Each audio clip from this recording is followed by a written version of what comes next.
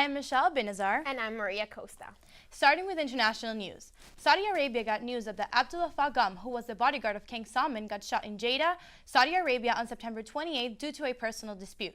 The police said that Ab Fagam had a conversation with a supposed friend. However, afterwards, the man reclaimed a firearm and began to open fire. Due to the gunshots, a Filipino and 5 members of the security forces were wounded. Though the social media has kept the details minimal, the people of Saudi Arabia have shown their sympathies through social media.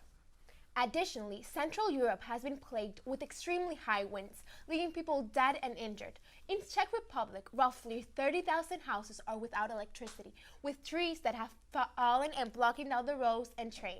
In Bratislava, Slovakia, the wind knocked down a tree in a schoolyard, killing a 14-year-old girl and injuring multiple other students. And another tree was knocked down in Germany. The tree fell into a car, killing a 41-year-old driver. In April 2018, Mark Zuckerberg, the CEO of Facebook, testified in front of Congress, vowing to help fight disinformation that can be posted onto their platform.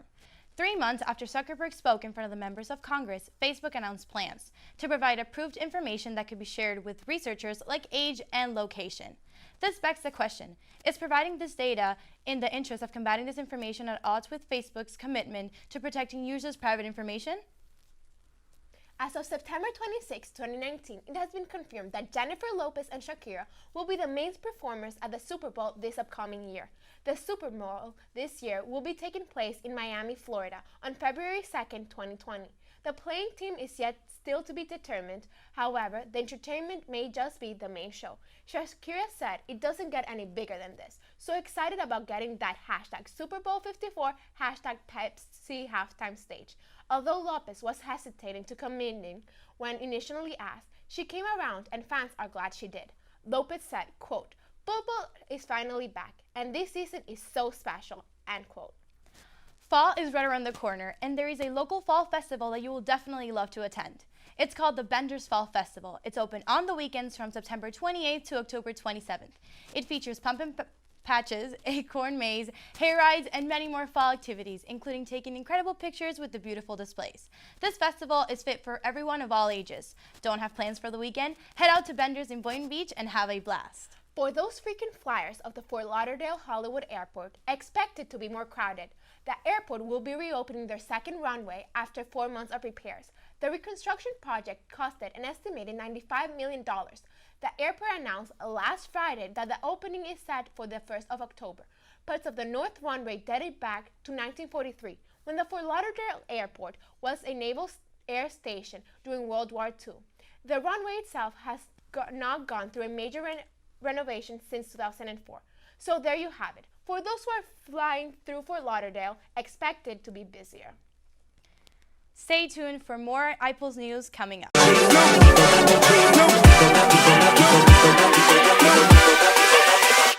Hold up.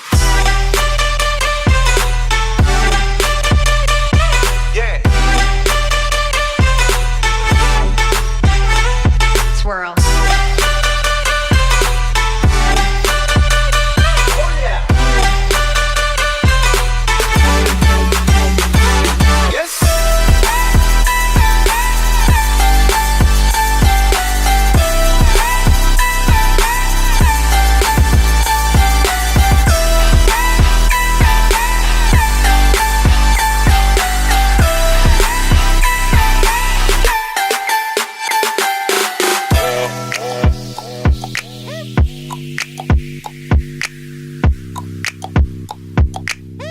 Hello, I'm Sarah McManus. And I'm Jordan Serlin. With climate change becoming a much more alarming threat over the past decades, experts argue that top 1% could be key to helping save the planet.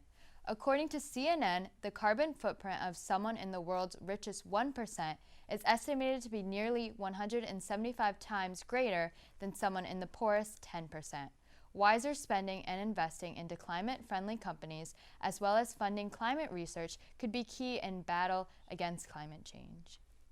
On Saturday, a Delray Beach gas station sold a winning Fantasy 5 lottery ticket. A second winning ticket was sold in Orlando. Both tickets' winning combinations were chosen by the lottery's computers. The jackpot of over $100,000 will be split between the winner in Delray Beach and the winner in Orlando. On September 8th, a legally blind teenage girl was at a nightclub in Deerfield Beach. While her friends went inside the club, she decided to stay in the car. A man named Brandon Barthert came up to the car and offered to drive her home. She agreed, but was not aware of her surroundings or who he was. He told her they went in Walgreens in Pompano Beach. Before he assaulted her, he said, quote, "You owe me." Barthert brought the young girl a beer after assaulting her. An unknown woman picked up the young girl and called 911 for help. She was taken to the Sexual Assault Treatment Center, which identified Barthert as her attacker.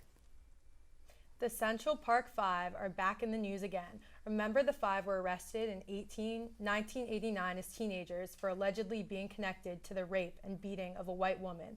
They were convicted based on confessions they were forced into making by police. Each of them spent between 5 and 6 years in prison.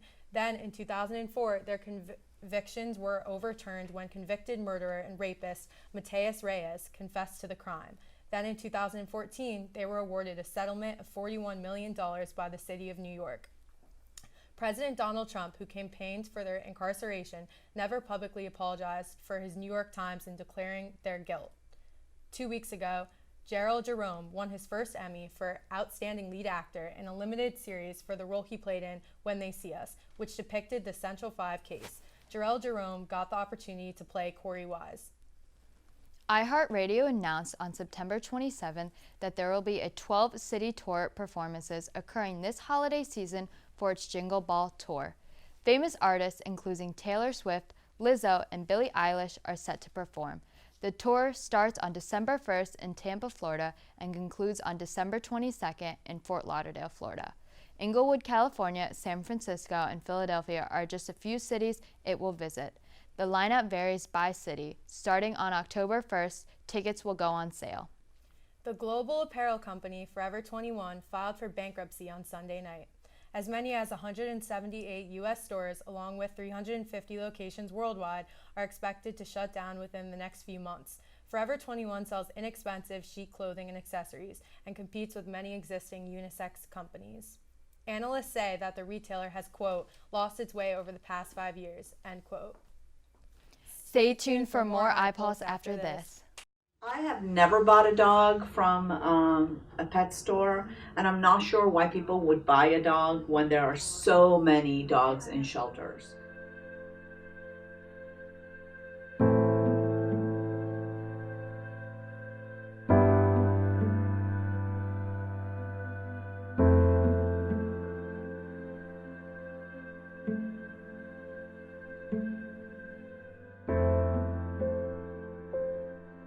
Experience having a dog from a shelter is amazing from day one. I mean, they immediately bond with you and appreciate you, and the feeling that you get from saving their life and bringing them into your home is the best feeling in the world.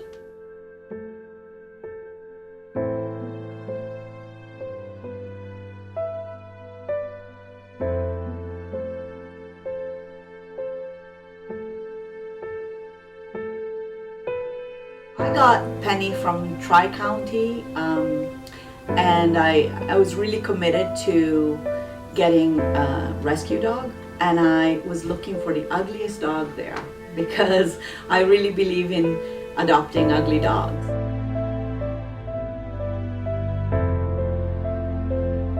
My favorite picture of her is watching her hang over the side of a large boat, just living the life as if, you know, she doesn't know where she came from. She knows where she is now.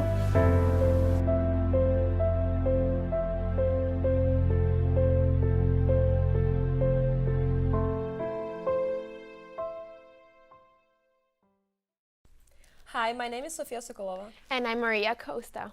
Grandmother killed her disabled grandson by drugging him because she was worried who would take care of him when she passed away. Joy Parks was found dead by his sister at their grandmother's house in Bradenton, Florida on Sunday, September 22nd.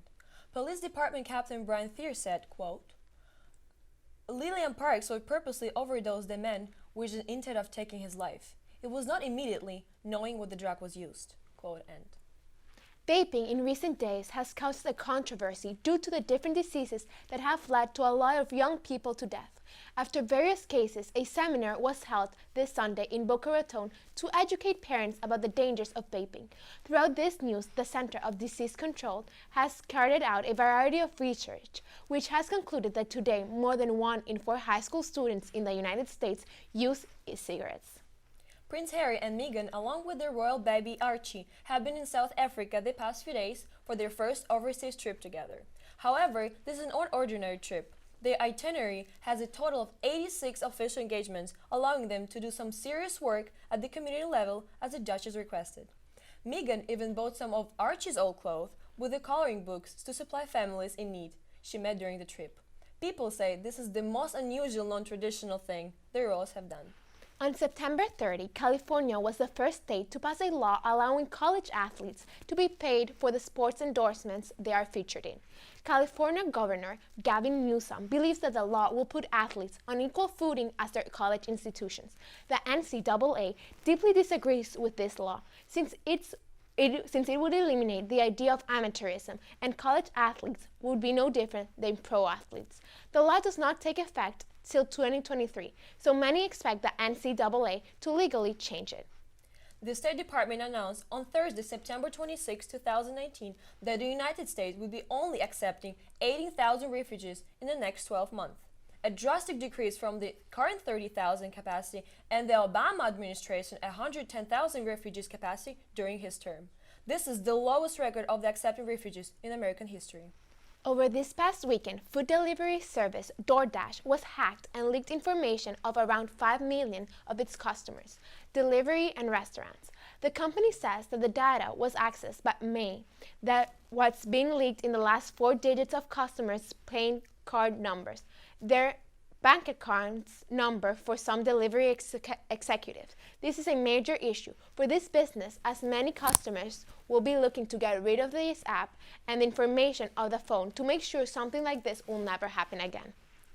Thank you and see you next week. For more news, pick up a copy of the iPulse.